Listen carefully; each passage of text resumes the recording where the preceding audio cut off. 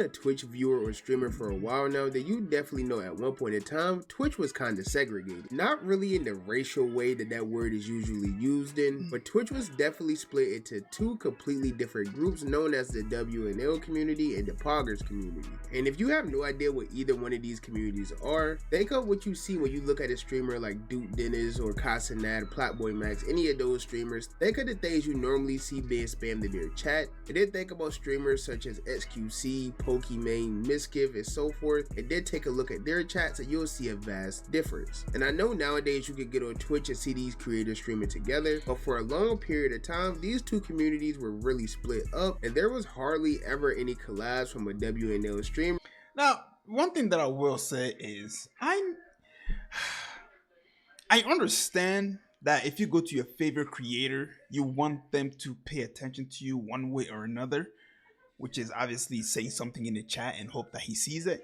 But when I go to these creators, the chat is moving so fast that it's extremely difficult to keep track of what people are saying, because so many people are saying so many random things just based off of what you're seeing on the screen right now. It's like, which one should you read? And so I never really understood the point of the chat.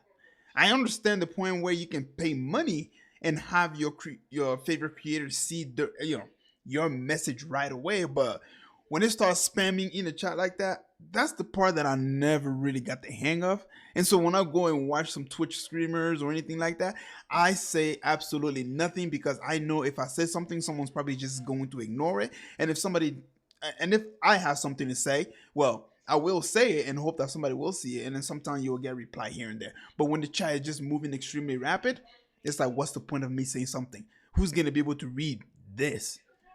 And a Pogger streamer, but that all changed with the rise of one specific streamer known as BruceDropEmOff. But who is Bruce and how exactly did he change Twitch for everyone? Well, that's probably what you're here to figure out. So with that being said, if you're new to the channel, don't forget to hit that subscribe button to join the Tribals with the biggest trapper. And while you're at it, don't forget to click that very first link down below my description to join my Discord server and become an official. Also, make sure you leave a like and subscribe to mine. Let's get into how BruceDropEmOff changed Twitch forever. Okay, so to start, BruceDropEmOff is a streamer who started his career off quite some time ago, back in like November of 2016. And Bruce started his career off playing a game called NBA 2K. And for those of you that know, you know that 2K was and still is a major part of the WNL culture. But anyways, Bruce started getting his name up within the 2K community by roasting other popular creators who also played this game as well. Creators such as Cash Nasty and even one of the biggest 2K influencers, Pretty Boy Fredo. You let a nigga who made the Dornbecker Ace fucking draw on your chest, ain't it? How the fuck are you talking about? Nigga chest look like a whole bunch of chicken scratch. Fuck you say him looking ass, nigga. Fuck is you talking about? Really finna bake your ass. Now I'm really on your head, nigga.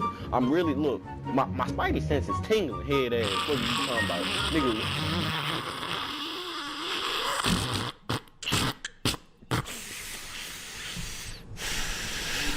Unlike other 2K creators during this time, Bruce knew that playing this game wasn't really that sustainable, and that would lead him to expand it outside of the 2K community. He began doing collabs with various other streamers on the platform, some of which being from an entirely different background and a completely different side of the internet. And this will be a very early example of how Bruce was starting. And see, that's one of the things that I will tell people who play game. If you, not just game, but when you start a channel and you know this is not going to be very sustainable, you have to come up with a new idea. But if you're planning on starting a YouTube channel, also remember this. You want to come up with an idea that is going to last pretty much, I guess you can say, forever. Just in case if you don't come up with anything new. And so what he did was extremely, smart of him. Because I didn't even know that he was a 2K player. But somehow he came on my feed. I came across his video due to all the memes that were out there about him saying like, bro, fat bitches need to shut up, bro. I'm not gonna, like, in all respect and all honesty, like, not gonna lie, it be a lot of the fat hoes talking. You fat bitches need to shut the fuck up. On God. You know what? That meme is everywhere, bro. And so that's kind of how I came across him. It's hilarious. Changing Twitch just a few years into his career, even though this was on a much smaller scale. So over the years, Bruce... And sorry to pause it for so quick, man. I personally need to start doing that. I need to, go into chat with other people and stuff like that, and just to promote my channel. started growing more and more, becoming one of the biggest streamers on all of Twitch. He became known for doing a bunch of funny content featuring his viewers, such as Reddit reactions, confessions, and even cooking streams as well. And this style of content has always been popular within the Poggers community, but since Bruce was tapped in with both communities very early into his career, he decided to take a lot of inspiration from the Poggers community and bring it over to the WNL community, which at the time brought a bunch of new and refreshing content that people on this side of the internet hasn't really seen before. And this path ended up going extremely well for Bruce. It would lead to insane amounts of success, and it even got to the point where almost every streamer in the world tried to mimic his style of content. Like, I know you guys remember the phase where literally every streamer had a Reddit page where they would go through their Reddit reacting to different things from their viewers. I know that this has really fallen off over the past few years, and now people do like Twitter communities and things like that, but Bruce was really the first person within the quote-unquote WNL that started doing these Reddit reactions, and all of that really led to rapid growth for him. Unlike many creators on Twitch at the time, Bruce was gaining fans from both sides of the internet. He was getting fans that were known as the Poggers, he was getting fans that was known as the WNL. He wasn't just gate kept to one side of the internet like many streamers were and still are today, and this is because Bruce really branched out and started collabing with a lot of bigger streamers within the Poggers community as well, not just collabing with the typical streamers that you would see inside of his realm. He started collabing with some of the bigger Poggers streamers such as Miskiff, E-Rob, and many more, and this is when I say Bruce really started bridging the gap between both of the communities, because viewers from both sides were getting introduced into entirely new worlds. Viewers who normally only watch Poggers streamers started realizing that some of the people in the WNL community are extremely funny and have great personalities, while people who only really watch WNL streamers started realizing that people within the Poggers community weren't just total weirdos and they actually had some good content creators as well. And Bruce would help all of this continue expanding, especially about 3 years ago, back on March 27th, 2022. This is when Bruce would join one of the biggest streaming organizations at the time, known as OTK, or One True King. And this org featured some of the most popular Pogger streamers on Twitch, such as Miskiff, Asmongold, Esfon, Nimp LOL, and many other popular streamers as well. It might not look like I don't fit in, because I don't, but it's a great fit and I'm excited to be here. What do you mean? Wait, what are you talking about? I'm the only black man. And you know, this is a really prime example of why you shouldn't give up ever. Alright? Because if you do, let me tell you something, okay?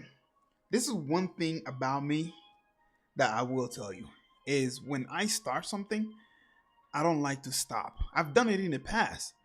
And I think to myself, what if I was to keep going on this path? Where would I be today? And so if you're somebody who's trying to start a YouTube channel or trying to start a business or whatever, don't stop. Even if there's days where it looks like this is not going to work out, because even though I've started my channel, there are days where I'm like, is this really going to work out? Should I continue on doing this? You know, it gives you that sense of wanting to stop. But what I will tell you is, if you do stop, years from now, I promise you, you would think to yourself, where would I be if I did not stop? And that right there is the true failure, because you could have been somebody who could, like him. He started playing 2K. And I'm sure when he first started playing 2K, he was getting 1 view, 2 views, and sometimes no view. And he probably thought to himself that, man, I don't even think this is going to go any further than this. And now look where he is. He is chilling with people like Asmongold. And Asmongold is one of the biggest commentary out there when it comes to video game and whatnot. And I know some of these guys, but I don't know their names. I've just came across some of their videos and whatnot. But hey, who knows? Maybe years from now, I may be in the same position that he's in. Who knows? But all I will tell you is, do not give up, no matter what. I'm the first black member. And this was an announcement that really caught a lot of people off guard because of how different it was. This move was literally like a clash of two worlds coming together. You had one of the biggest streamers in the world, who was widely known as a WNL streamer, joining one of the most popular orgs on Twitch that's full of these Pogger streamers and things like that have completely different forms of content and personalities as well. And this will all lead to Bruce initially getting a lot of negative feedback when it was announced that he was first joining OTK. But if you were familiar with Bruce prior prior to all of this at all? Did you know that this move wasn't really out of the ordinary for him, because he's been collabing with a lot of these streamers for a very long time in his career. Now, unfortunately, Bruce being at OTK didn't exactly last too long due to a bunch of weird drama and allegations that started coming out about a few of the members. This really just put OTK in a bad spot in general, and ultimately led to streamers like BruceDropEmOff. Yeah, and recently, probably like 4 months ago, this homeboy right here went on a rant about the whole Palestinian situation and said things that he should not have said. And then later he had to come out and apologize, and it's like, dude, the damage is already done. And sometimes that's why when people come out and then they say some random shit, I'm just like, you can't really take this back. Why? Because you had this in your mind all along. This is you. You just happen to pick this day to talk about it. And now that you're getting so much backlash, now you want to take a step back and start apologizing. That's not how it works. You know millions of people are watching you. You know that if you upload this video, it is going to get millions of people to watch it. And you still went ahead anyway and spoke about a topic in which you knew you would probably have to backtrack later and apologize for it. So once it's on the internet, it's always on the internet. Completely leave it. Miska, stop texting my phone. You are blocked. Nigga, don't ever come at me like that ever a day in your fucking life. I did way more for you than I was even supposed to. You supposed to be sending good energy, nigga. I should have left when your bitch ass got exposed. It's just weird energy because I left. But nonetheless, even in the brief time that Bruce was in his organization, it definitely shifted Twitch forever, because in previous years, you would never see a streamer like Duke Dennis in a Discord call with Miskiff ever in life. Wait, so what do you do for a living? I'm a referee. Nah, it's a men's basketball league. I'm from South Carolina, so like I'm a referee at a men's basketball league. Yo, Miskiff talking to Duke Dennis is like, this is one of the things I would never ever think would happen. Like, this is literally the weirdest conversation I have ever listened to in my life.